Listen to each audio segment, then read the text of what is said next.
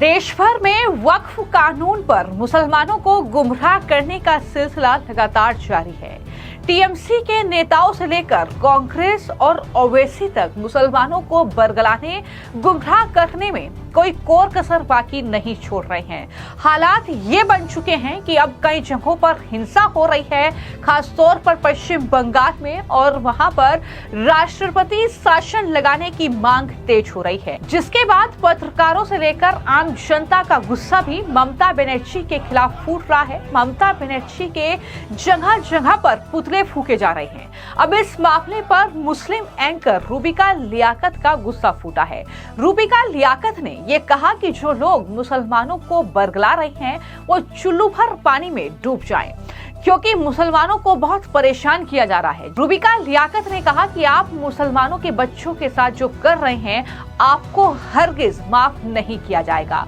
दरअसल एंकर रूबिका लियाकत एक डिबेट कर रही थी। ये डिबेट पश्चिम बंगाल में वक्फ कानून के विरोध के नाम पर जो हिंसा भड़की हुई है, जिसमें टीएमसी के नेता बादल देवनाथ इस डिबेट में शामिल हुए।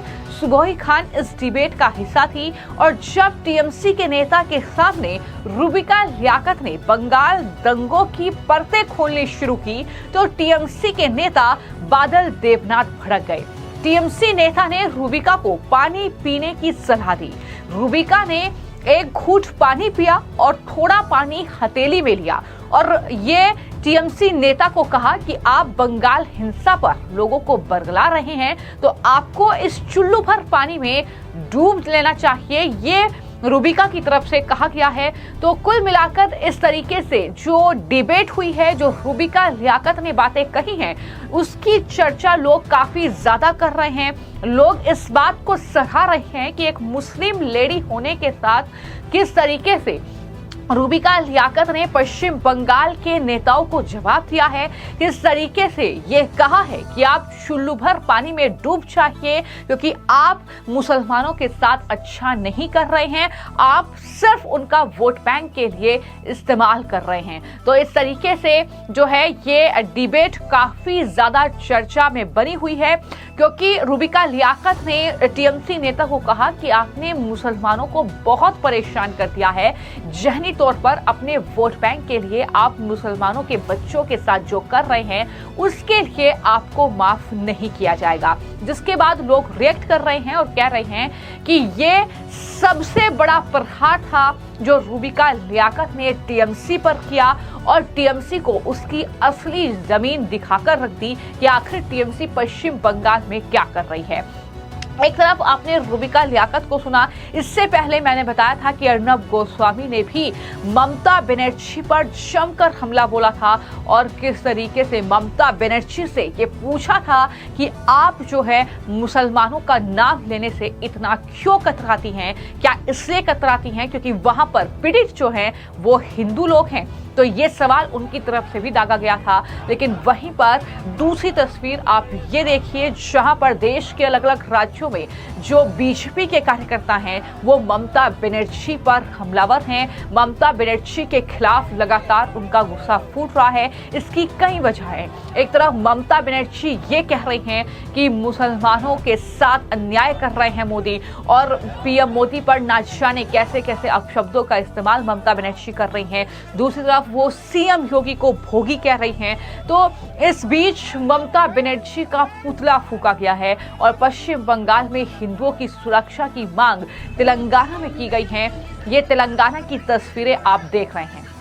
तो ये तेलंगाना की तस्वीरें आप देख रहे हैं जहां पर ममता बनर्जी का पुतला फूका गया है। तो वहीं पर जैसा कि मैंने बताया कि जो मुर्शिदाबाद में हिंसा भड़की, जिसमें लोगों के घरों को जला दिया गया, जिसमें उनके वाहनों को फूंक दिया गया, उनके रोजगार को खत्म कर दिया गया, उनकी दुकानों में तोड़फोड़ से लेकर वहां पर सामान लूट लिया गया। ये तस्वीरें ममता बनर्जी जहां की मुख्यमंत्री हैं, यानी पश्चिम बंगाल की, आप तस्वीरें देख रहे हैं। और इसके बाद अब जो है विश्व हिंदू परिषद के जो इंटरनेशनल प्रेसिडेंट हैं आलोक कुमार, उन्होंने भी पश्चिम बंगाल में राष्ट्रपति शासन लगाने की मांग कर दी है। दरअसल उन्होंने कहा है कि जब किसी राज्य की मुख्यमंत्री वर्ग विशेष के लोगों के साथ मीटिंग करे और मीटिंग में उन्हें यह आश्वासन दे कि हम दरअसल पश्चिम बंगाल में ये वक्फ कानून लागू नहीं होने देंगे, तो ये तस्वीरें बताती हैं कि किस तरीके का प्रशासन पश्चिम बंगाल में है। उन्होंने कहा कि संविधान के मुताबिक वहां का प्रशासन नहीं चल रहा है, इसलिए हम मांग कर रहे हैं कि केंद्र सरकार जो है वो पश्चिम बंगाल में राष्ट्रपति शासन लगाने पर विचार करे। हिंदुओं की व्यथा पूछने का, उनके घाव पर मरहम लगाने का कोई काम वहां पर नहीं हो रहा है। उनके हाल पर ममता बनर्जी ने उन्हें छोड़ दिया है, जो कि गैर जिम्मेदाराना चीज है। क्या कुछ उन्होंने कहा है, जरा सुनिए। पहली बात तो ये कि अगर बांग्लादेश का हाथ था और उनको लगता है कि बीएसएफ है, तो जुरिस्डिक्शन फिर एनआईए का बनता है। क्या वो सरकार को कहेंगे केंद्र में कि एनआईए जांच करे? मुझे लगता है कि अपनी ही सिक्योरिटी फोर्सेस के खिलाफ इस तरह के गैर जिम्मेदार बयान नहीं दिए जाने चाहिए। उन्होंने कोई थोड़ा सा भी प्रमाण प्रस्तुत नहीं किया इस बात का। कौन इन्वॉल्व था, किसने पैसे दिए, क्या एविडेंस है? मुस्लिम क्लरिक्स की मीटिंग में इस तरह के झूठे आरोप उछालना, ये राजनीति का सबसे छोटा बिंदु है जहां कोई गिर सकता है।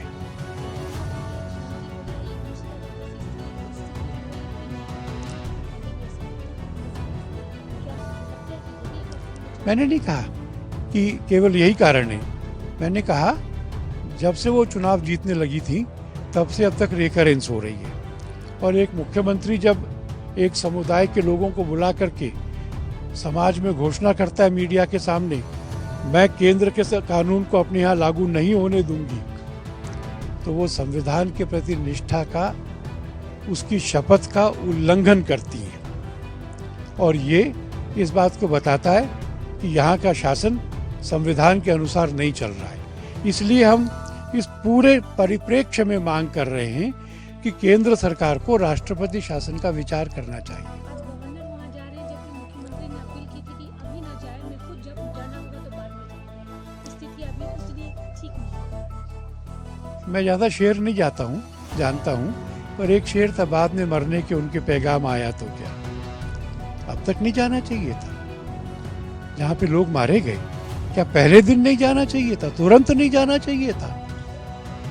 और अब राज्यपाल जा रहे हैं तो उनको मना कर रही है। माने हिंदुओं की व्यथा पूछने का, उनके पीठ पर हाथ रखने का, उनके घाव पे मलहम लगाने का कोई प्रयत्न नहीं है। उनको उनके हाल पे छोड़ दिया गया। और ममता बनर्जी कह रही है कि जब जाना होगा तब जाऊंगी। ये गैर जिम्मेदार है। तो जो ममता बनर्जी टिप्पणी कर रही हैं, वो मोदी को मुसलमानों का दुश्मन बता रही हैं और इस तरीके से लगातार टिप्पणियों का दौर जारी है। वो योगी को भोगी कह रही हैं, जिसके बाद अब उत्तर प्रदेश के मिनिस्टर धर्मपाल सिंह का बयान सामने आया। उन्होंने कहा कि ममता के अंदर की मानवीयता मर चुकी है। मुस्लिम वोट कैसे लिया जाए, इसके लिए ममता बनर्जी और उनकी पार्टी के नेता पगला गए हैं। क्या कुछ उन्होंने कहा, सुनिए। देखिए, सच में इस समय देश की राजनीति देश के यशस्वी प्रधानमंत्री नरेंद्र मोदी जी के इर्द गिर्द घूम रही है। और माननीय मोदी जी संविधान का सम्मान ऐसे करते हैं कि ये भगवान की कृति है, उसके आधार पर सम्मान करते हैं। और जहां ममता जी का आपने नाम लिया है, बंगाल की जो मुख्यमंत्री हैं, उनके अंदर की मानवीयता खत्म हो चुकी है, मर चुकी है। वो वोट के लिए, मुस्लिम वोट कैसे लिया जाए, इसके लिए पगला गई हैं। तो इस तरीके से उन जुलूल बयान देने का काम कर रही हैं। उनकी जितनी निंदा की जाए बहुत कम है, क्योंकि उन्होंने इस समय बांग्लादेश में हाहाकार मचा रखा है। हिंदुओं के प्रति उनका दृष्टिकोण बहुत ही खराब है। उन हिंदुओं की हत्याएं कराने का काम कर रही हैं, इसलिए उनकी मानसिकता बिल्कुल बीभत्स हो चुकी है। देखिए, अखिलेश यादव जी तो गुंडों के सरदार हैं। और अखिलेश यादव जी ने जो अपराधी किस्म के जो मुस्लिम हैं, जो बप का बहाना लेकर वो उत्तर प्रदेश के कानून अपने हाथ में लेकर झगड़े और फसाद कराने पर आमादा हो चुके हैं। तो इसलिए इस समय जो भी दंगे फसाद हो रहे हैं मुसलमानों के माध्यम से, ये वोट के लिए ये समाजवादी पार्टी और अन्य करा रहे हैं।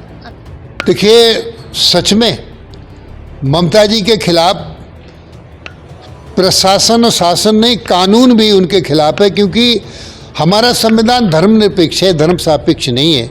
कोई भी किसी भी धर्म को मान सकता है, जबरदस्ती नहीं की जा सकती।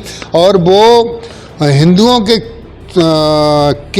उसके लिए दबाव बनाकर उनके खिलाफ कार्रवाई कर रही हैं, मुसलमानों को खुश करने के लिए। कुल मिलाकर एक तरफ वक्फ कानून के खिलाफ देश भर में सियासी बयानबाजी का दौर जारी है, लेकिन दूसरी तस्वीर आप पश्चिम बंगाल से लगातार देख रहे हैं कि वहां पर वक्फ के नाम पर हिंदुओं को प्रताड़ित किया जा रहा है, टारगेट किया जा रहा है, जिसके बाद कुछ इस तरीके के रिएक्शन, चाहे वो एंकर रूबिका लियाकत हो, चाहे वो विश्व हिंदू परिषद के लोग हो या फिर बीजेपी के कार्यकर्ता हो, इस तरीके का जो रिएक्शन है वो कहीं न कहीं देखने को मिल रहा है, जहां पर ममता बनर्जी पर ये लोग जमकर पथराव करते नजर आ रहे हैं।